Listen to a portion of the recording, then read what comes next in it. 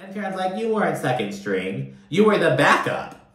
And it's like, okay, well, first of all, that's kind of what she's saying. What's up, guys? Welcome back to my channel. So I'm here today to talk about The Real Housewives of Potomac, Season 8, Episode 12, Blazed and Confused. So be sure to like, comment, subscribe, and let's jump right on into it. So in this episode, we see Karen and Mia really clash twice, you know what I mean? They just go at it at one event, it carries over to the next one. But I just kept going back to Gizelle and Ashley instead. You know, kind of thinking about like, oh, who they want to like focus this episode around, you know what I mean? With like the thumbnail and title and shit. And it's because, you know, they're just like, so the episode starts with them going to a fabric shop and they're talking about, you know, their G&A athleisure line. Talking about like, oh, coochie sweat, camel toes, kind of like the outfits and whatnot, and they're like, you know, we want to do like a little fashion show, just to show that we're really doing this. We're really doing it. It only took you guys 8 years to fucking do something. You know what I mean? It's like, okay, there's that aspect, you know, and it's also just like Gizelle and Ashley's inability to like take accountability for their own shit. Later on, they go to an event where they see Dillard-Bassett. And they're both kind of like standoffish. Ashley's like, you know, after last year when I had told Candace what I felt she needed to know, I'm not interested in talking to Chris. I don't want to talk about Chris. I don't want to look at Chris. And it's like, you're the one, you are the cause of the issue. And Gizelle, she like, you know, kind of the same shit. You know how Gizelle is. She doesn't fuck with Candace, doesn't fuck with Wendy. So she's like, not going to fuck with Chris. And she was like, you know, I haven't seen him since the last year at the reunion. But it looks like he's gaining a little bit of weight. He's stress eating. It's like, what the fuck, you bitches? You know what I mean? It's like, why are you so incapable of, like, taking accountability? Wendy's also kind of getting on my nerves. She winds up inviting Nneka to an event, and then she's all standoffish when Nneka tries to move forward. It's like, why'd you invite her then? What the fuck is going on? It's like, I'm so confused. I'm like, I don't know, girl. They're just pissing me off, kind of.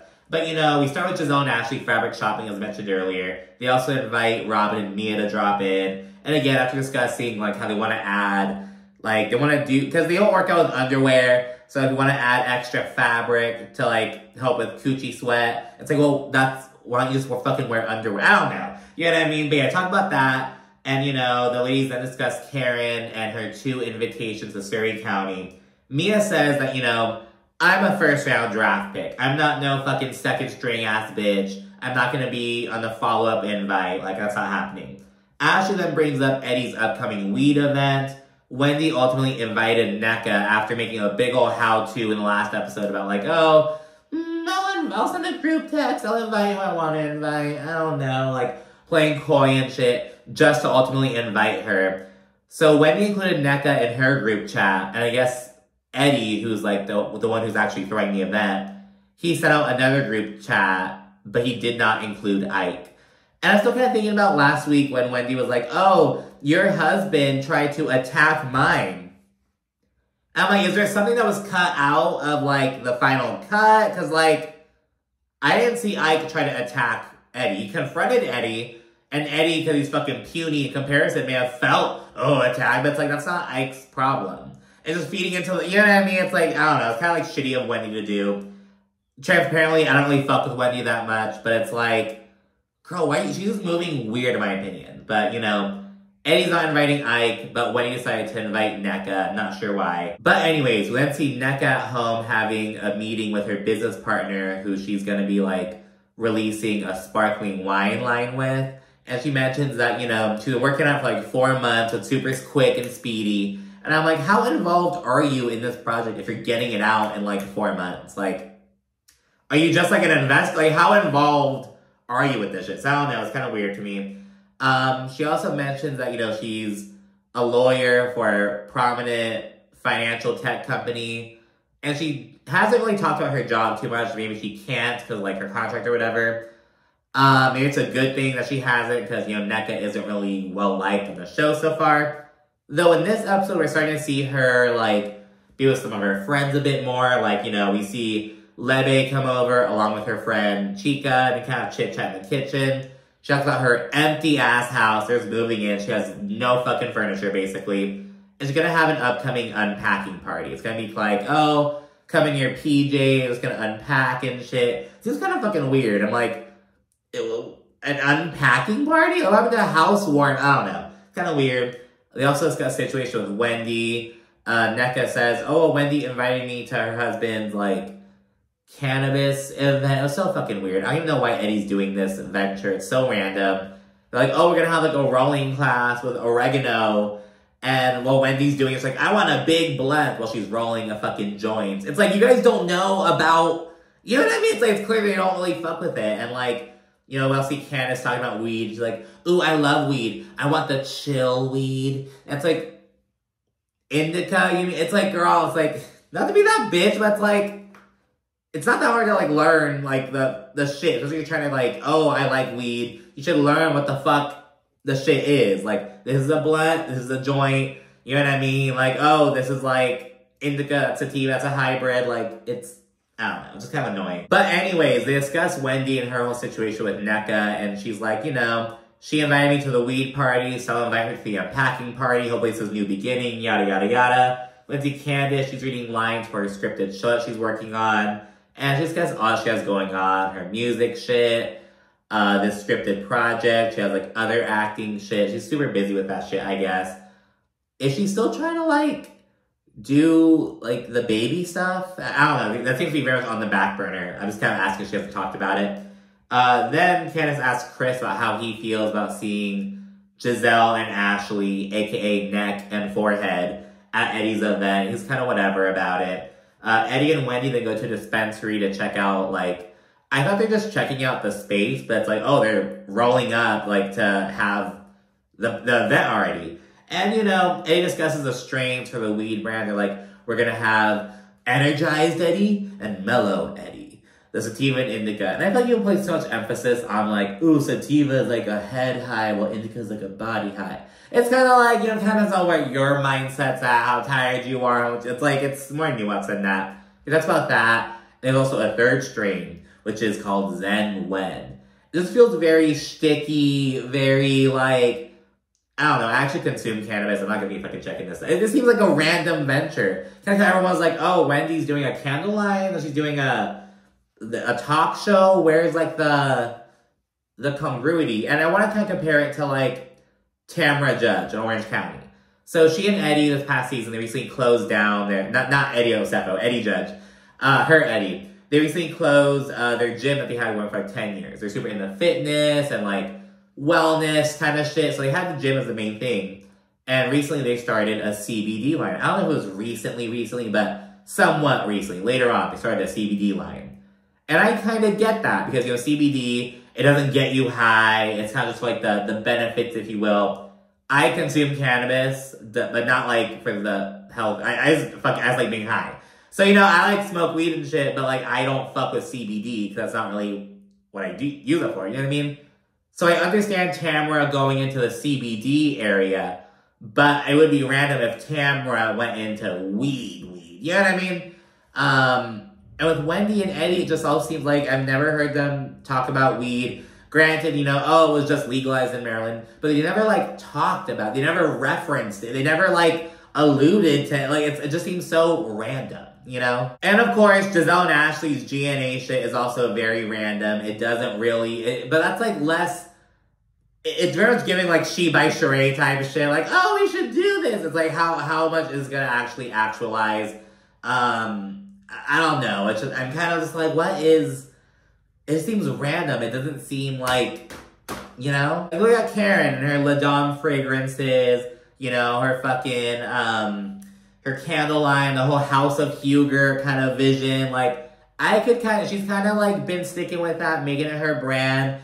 Karen's really good at branding herself. I'll give her that. You know what I mean? But it's like, I don't know. It seems so random. But anyways, it turns out they're going to be rolling oregano instead of actual weed at the event. And Eddie and Wendy seem surprised by that. I'm like, how involved are you in planning this shit? I don't know if it's Bravo. They didn't want weed to be on there. At Kyle's weed party, they didn't even have actual, like, flour. They just had, like the tinctures, like, the oils and shit. So, like, maybe they don't want actual cannabis appearing on it, which I get. But it was like, Girl, what the fuck is this? Candace pops in with Chris to basically drop him off and then bounce because she has to get to set to like, you know, do her like the scenes for the day or whatever. Ashley says that she wants nothing to do with Chris after last year. It's like, girl, like, what the fuck? Just so like, you are the cause of the issue. Like, why? It's so random. Karen then arrives. She shakes Mia's hand. And she's like, you know, she kind of confronts her. She's like, I just want to get this out of the way. I didn't understand your response to my invitation the other day. So Karen's upset that Mia was kind of bothered by her last minute invite. And Mia's like, you know, I don't do second, like, string invites. And Karen's like, you weren't second string. You were the backup. And it's like, okay, well, first of all, that's kind of what she's saying. But I guess Karen's like, no, you weren't first string, you weren't second string, you weren't even third string. You were, like, last resort type shit. So it's kind of fucking random. Mia then says that Karen is rude for expecting her to drop everything on like 12 hours notice and go to Surrey County. But Karen's like, you know, well, it'd be better than whatever you're doing in your boring ass life. It's like, oh my God. It was like some literal like 0 to 100 type shit. Karen then says that she thought that, you know, after she and Mia hugged at Candace's event that she had last week, which I was like, they hugged? I didn't even know they hugged at that event. But I guess to Karen, it was like, oh, we were building up to that point. And Mia's then like, you know what? You're an old dog. We need to get some new tricks.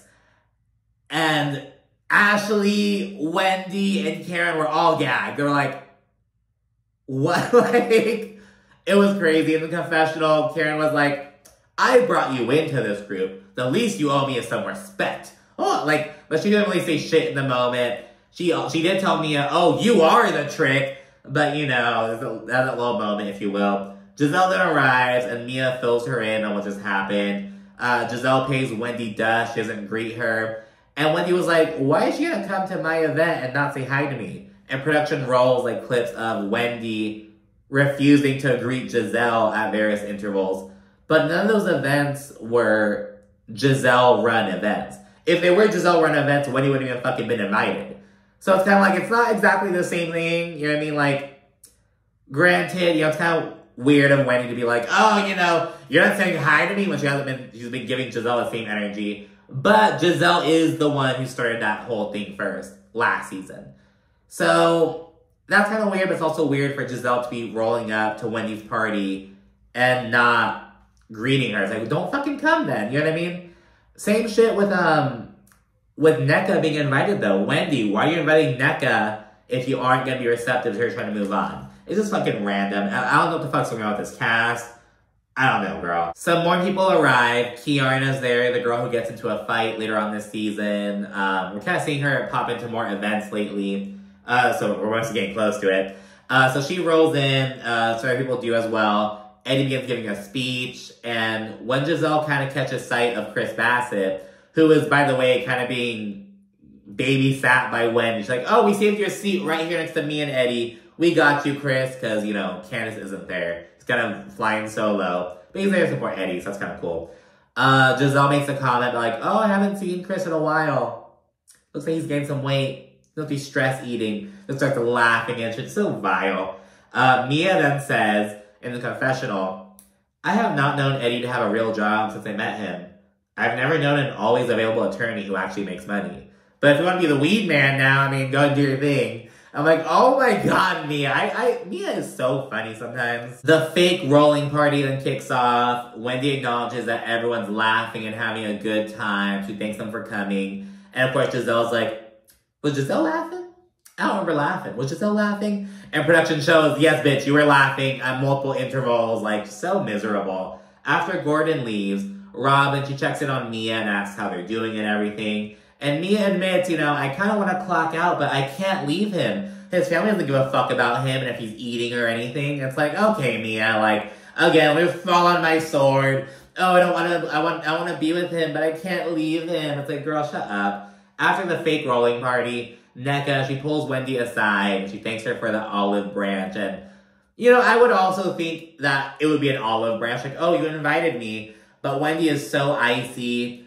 NECA asks to have, like, a one-on-one with her. But Wendy's kind of like, and it is late. It's episode fucking 12. This should have happened back in, like, fucking episode 5.